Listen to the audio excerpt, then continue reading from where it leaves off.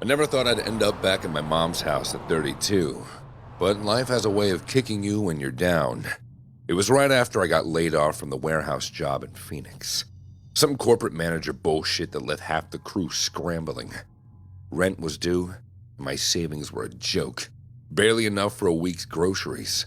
Mom lived alone in that old split level in Scottsdale, the one Dad built before he passed from cancer 10 years back. She was thrilled when I called her voice all warm and quivery on the phone. "Andrew, honey, come home. There's plenty of room, and I can use the company." I felt a rush of relief, like a kid again, safe under her roof. Grateful didn't even cover it. I hugged her tight when I pulled up with my beat-up truck, boxes piled up in the back. The first few weeks were okay, almost good. I helped with chores, mowed the lawn, fixed the leaky faucet in the kitchen, all while job hunting. My mom would make her famous lasagna, the kind with extra cheese that stuck to your ribs, and we'd watch reruns of those old sitcoms she loved. "Remember when you were little and we'd laugh at these?" she'd say, patting my knee. I'd nod, smiling, even though my mind was elsewhere, worrying about interviews that never planned out. But then weird stuff started. It began with the crying. I'd be in my old room upstairs scrolling through job listings late at night, and I'd hear it. Soft, mumbled sobs coming from her bedroom downstairs. At first I thought maybe she was upset about something, missing Dad or whatever. I knocked once around midnight. "Mom, you okay in there?" The crying abruptly stopped, and she opened the door, her face blank, hair tousled, like she'd just woken up. "What are you talking about, Andrew? I'm fine. Go back to bed." No tears on her cheeks, nothing. I shrugged it off, but it happened again a few nights later, louder this time, like someone was heartbroken. I confronted her in the morning over coffee. "I heard you crying last night. Mom, if something's wrong, you can tell me." She just stared at me, stirring her mug slowly. "I wasn't crying, dear. Must have been the wind or a neighbor." Bullshit, I thought, but I let it go. A few days later, I had an interview lined up, a decent gig at a distribution center, and I pulled out my only nice shirt from the dryer. It was scorched, black marks across the collar, like someone had left the iron on it too long. "Mom! What the hell?"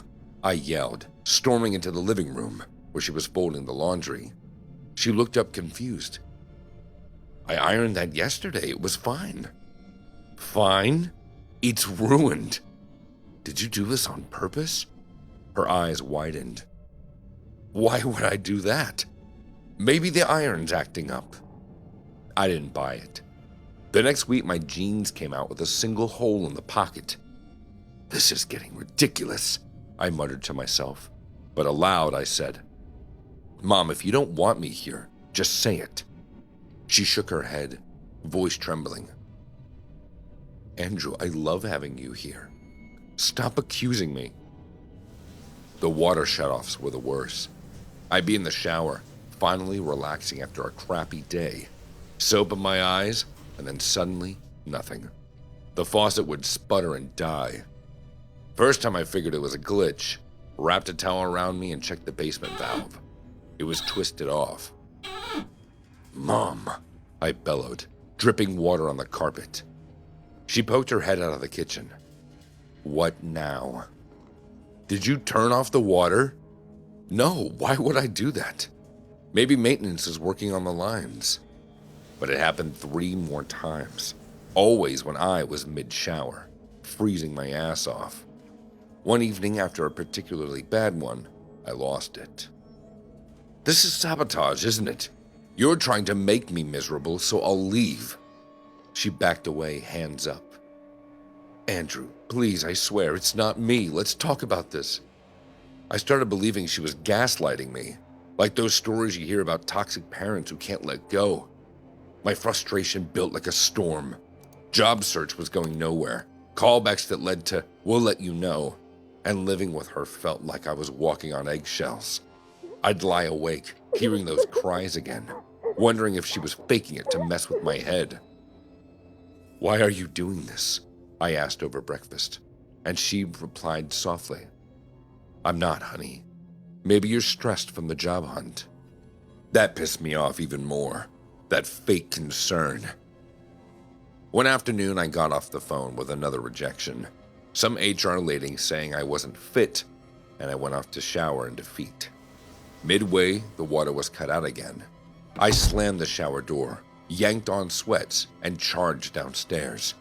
My mom was in the living room, ironing the cloth, the TV murmuring some soap opera in the background.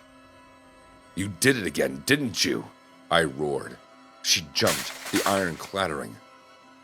"Andrew, calm down." "Liar!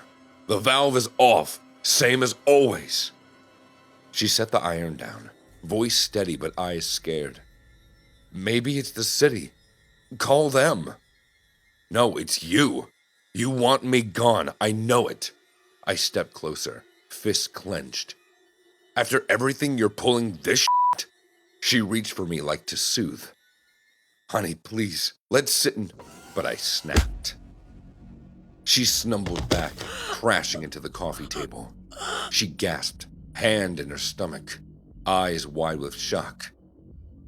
I froze, rage draining away, replaced with horror. "Mom, I'm sorry." But she was already grabbing the phone, dialing 911 with shaking fingers. "Please, my son just hit me." They arrived fast. 2 police officers cuffing me in the driveway while neighbors peeked from the windows. Mom stood there, ice pack on her stomach, tears streaming. "He didn't mean it," she whispered to them, but they hauled me away anyway. "Why'd you do it?" the detective asked, leaning across the table. I spilled it all, the cries, the burns, the water. "She was driving me crazy, trying to push me out," he nodded. Then another officer barged in. "Your mother's been diagnosed with early-stage Alzheimer's. Did you know that?" she asked. "Alzheimer's?" It hit like a truck. "No, I didn't know. She never said." The lady officer explained the crying was from a TV drama she watched obsessively, but forgot she turned it on, and some old show with dramatic scenes. The burnt clothes? Would she start ironing and get distracted, and then leave the iron on too long?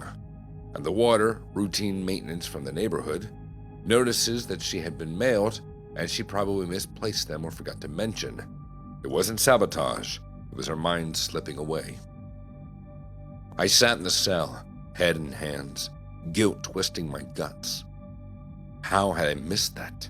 The forgetfulness, the confusion. My own mom, the woman who raised me alone after Dad died, bandaged my scraped knees, and I punched her. The charges stuck: assault, domestic violence. Bail was set high, but a friend posted it. When I got out, Mom wouldn't see me. Her sister, Aunt Agatha, answered the door.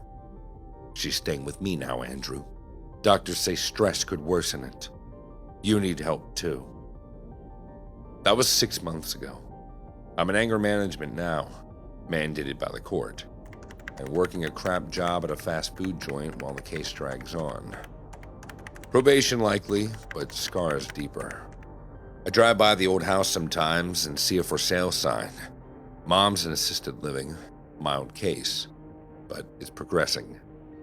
I send cards apologizing in voicemails that she might not remember. "Mom, I was wrong. I love you. Please forgive me."